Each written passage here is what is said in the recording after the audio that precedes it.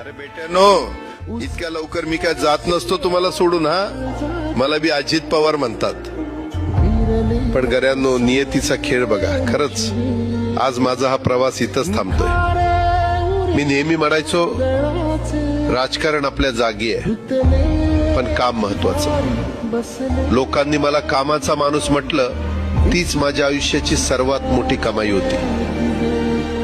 आज निरोप घेताना मन खूप जड आहे, पण एक समाधान आहे की शेवटच्या श्वासापर्यंत मी तुमच्यासाठीच धावत होतो. मी तुम्हाला शब्द दिला होता, जोपर्यंत माझे हातपाय चालतात तोपर्यंत तुमचं भलं करण्यासाठी मी झटत राहील. नियती बघा कशी असते.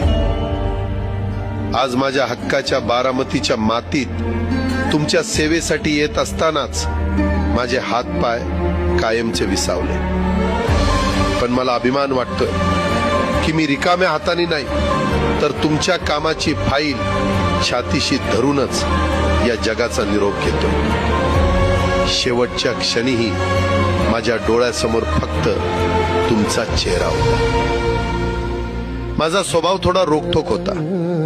कधी कुणावर ओरडलो असेल, कुणाचं मन दुखावलं असेल, पण माझ्या त्या रागामागे फक्त एकच तरफड होती की माझ्या सामान्य माणसाचं काम झालं पाहिजे.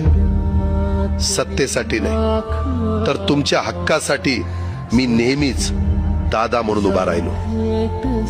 आता मी निरोप घेतोय, पण महाराष्ट्र थांबता कामा नये. माझी जबाबदारी आता मी तुमच्यावर सोपवतोय. राजकारण करा, पण विकासाची गती थांबू देऊ नका.